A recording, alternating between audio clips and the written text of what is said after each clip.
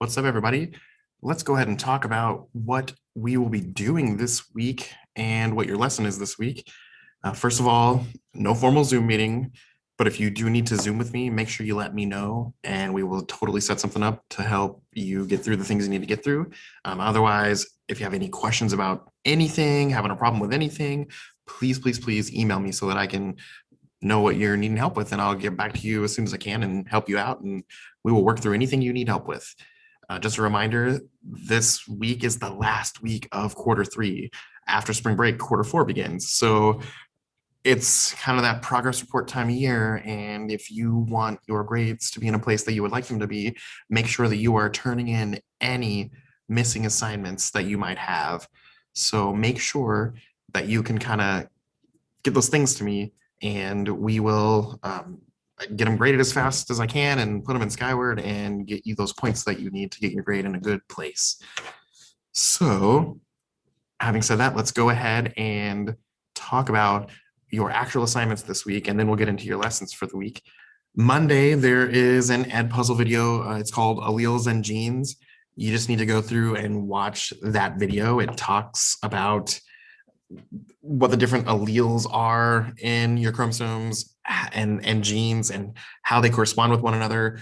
What is their role in your traits that you receive from your biological parents? The second day this week, there's another ed puzzle. This one's called CRISPR. And basically, what CRISPR is this genetic technology that is available to basically edit genetic material, which there's a whole lot of moral and ethical considerations to be thinking about when it comes into editing someone's genetics. But it's a topic that goes right along with what we are discussing with passing genetic information, passing on traits to offspring. So Tuesday, watch the ed puzzle video about CRISPR and obviously go through it, answer the questions. Now, the final assignment for the week, there is going to be a Flipgrid assignment where you are going to be given several different scenarios to choose from that you're going to discuss about. There's in the Flipgrid, you're going to have about 90 seconds. So this is not long at all, but you are going to pick one of the topics and you are going to give your opinion on the matter. Basically, here are the topics. 1, do parents have the right to choose your characteristics? 2, do parents have a moral responsibility to use CRISPR to ensure that you come out as the best possible version of yourself? 3, in the distant future, should we make laws requiring parents to use CRISPR or to ensure that their children are not born with genetic diseases that could be preventable with this technology? 4, with over 150,000 genes in the human genome, do we even know enough to make changes without having consequences? Next, how do we test this ethically to gain the research we need to move this technology forward? Next, should we be using CRISPR on human embryos now, or should we use them ever? The next one is, do we have a moral obligation to ensure equal access to this technology, or should it only be available to people who can afford it?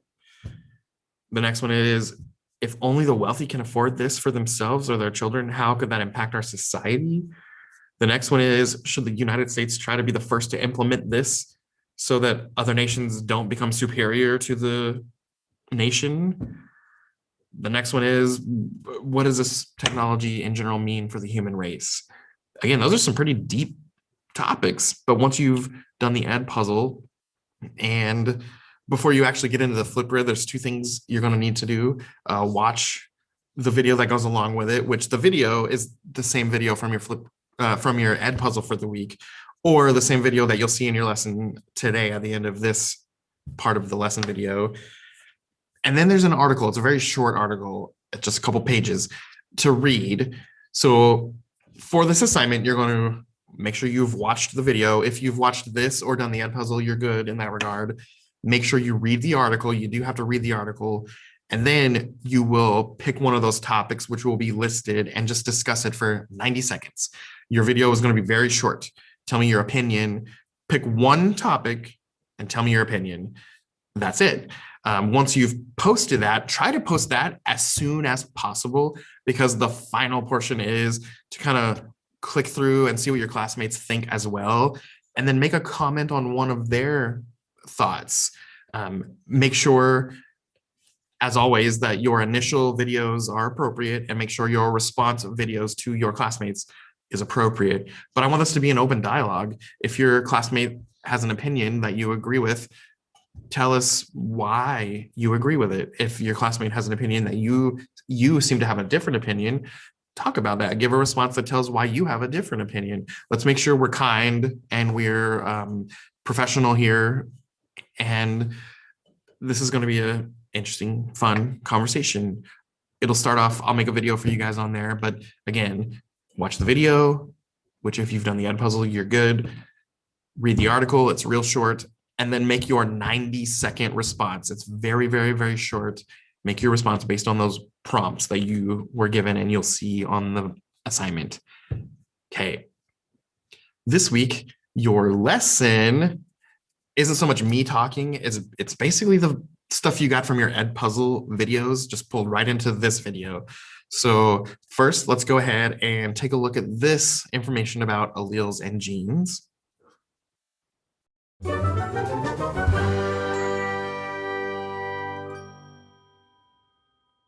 I don't remember which grade it was where I learned something about my taste buds that can never be unlearned, but the event in the lesson with genetics has stuck with me forever. For you see, I learned that my taste buds cannot taste PTC. PTC stands for this. We'll stick with PTC. And it's a chemical that can be sold on these paper strips. It can be purchased under the name PTC paper, and it's popular in genetic classes because it has this fascinating quality. Some can put it on their tongue and immediately say, yuck, this is bitter. And some people, when they place the paper on their tongue, taste absolutely nothing. Well, unless you consider the paper. Does paper have a taste in itself? That's a debatable question, but the point is some people can taste PTC and some people cannot taste PTC.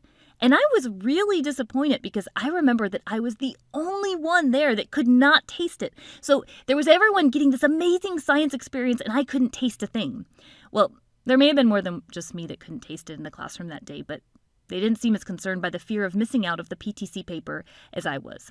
I remember someone trying to make me feel better, saying, "Oh, but it tastes bitter, you're actually lucky." Then they tried to describe what it tasted like to me, but it's not the same. I guess I'll never know for myself what it would have tasted like.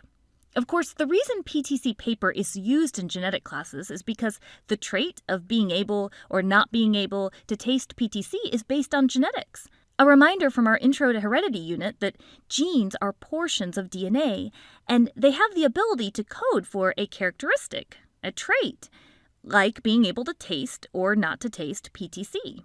Now, we do want to point out that many traits are actually coded for by interactions of more than one gene, like eye color, which is quite complex and determined by interactions of many genes together. In fact, the ability to taste PTC or not may involve some other gene interactions. There's even different ranges for how bitter the chemical may taste because there may be more kinds of alleles than we'll mention. More about that later. But since we do know that the ability to taste PTC or not taste PTC is at least heavily impacted by a specific gene, it does make it powerful for genetic classes. One thing I have found so interesting is that my parents can both taste PTC. So why can't I? Recall that humans have 46 chromosomes. Chromosomes are made up of DNA and protein. It's a condensed unit of DNA. My whole genetic code is represented by these chromosomes. You inherit 23 chromosomes from your mother and 23 chromosomes from your father. Here's all 46 of them right here. As you can see, there are 23 chromosome pairs. Each pair has one chromosome from one parent and one chromosome from my other parent. If we focus on one of these pairs of chromosomes where the PTC taste sensitivity gene may be found, we can see an area where the PTC taste sensitivity gene could be. Let's assume this is the locus where the PTC taste sensitivity gene is found. See how it is pointing to a specific area here? That's because it's on an area of the chromosomes that refer to a specific gene that codes for a trait. Now, remember how this chromosome is from mom. This one is from Dad. Each parent contributes an allele, which is a variant of a gene. An allele is a variety of a gene, a form of a gene. The alleles could be the same form of the gene or different forms of the gene, but regardless, in this case, they're forms of the gene involved with PTC taste sensitivity. So, if PTC taste sensitivity is being used as a one-gene trait example, and as we mentioned, it may not be that simple, then your DNA code has a gene related to PTC taste sensitivity. Together, the two alleles you inherit, the forms of that gene, determine the trait of tasting PTC or the trait of not tasting PTC. That gene is involved with coding for taste receptors on your tongue, and the receptors you have can make a difference for whether you taste PTC or not. The alleles are typically represented by letters. Since this is all about tasting, let's use the letter T. But wait, it matters whether I represent it as a capital or lowercase letter. If I use a capital letter to represent an allele, it means that it's a dominant allele. If one or both of the alleles you inherited for a trait are dominant, then it will be expressed. More about that later. If I use a lowercase letter to represent an allele, that means it's a recessive allele. Recessive alleles are typically not expressed unless there is no dominant allele present. Now remember that you have two allele copies, so the combination you could have here could be big T, little t, or little t. These are called genotypes, your genetic makeup. Genotypes can help determine a phenotype, which is a physical characteristic. You'll notice when writing genotypes, I put the capital letters first, if it contains a capital letter. That's not because the order matters, it's a formatting formality that capitals are written first. It turns out that being able to taste PTC is a dominant trait.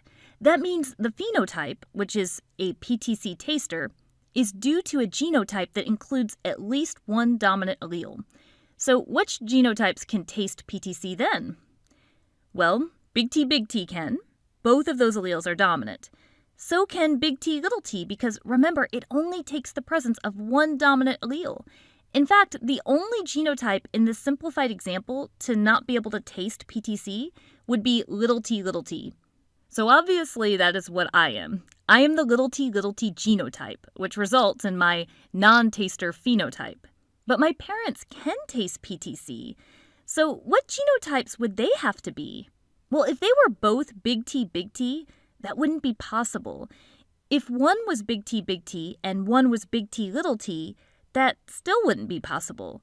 Remember, you have to get an allele, a form of a gene, from each parent. If my parents do taste PTC and I do not, then my parents have the genotype big T, and their phenotype is PTC taster. Punnett squares can be used to determine the probabilities of offspring having certain genotypes, which then can be used to determine their phenotypes. But Punnett squares are for another Amoeba Sisters video. Before we end, one more thing to mention. In this example, the dominant trait of being able to taste PTC is more common than the recessive trait of not being able to taste PTC. And one could jump to an assumption that dominant traits are more common, especially since it only takes the presence of one dominant allele to show up in the phenotype, at least in Mendelian inheritance. But the dominant trait is not always more common in a population, because it's possible that the dominant allele itself is more rare. That can be the case with some forms of polydactyly, that is, being born with extra fingers. Some forms of polydactyly can be a dominant trait caused by the presence of at least one dominant allele. However, the dominant allele may not be as common in the population, and the condition of having extra fingers is generally rare. Okay, now that you've seen that, I'm going to go ahead and put the CRISPR video right here so that you can actually see about what is CRISPR, what's going on, how is this technology possible, how does this fit into the genetic stuff we've been talking about in class. So let's go ahead and watch that video. Is there something you'd change about yourself? Not just your hairstyle, but down at the genetic level? For the first time in human history, the ability to build and select genetic traits is within reach. Problem is, no one's played this game before.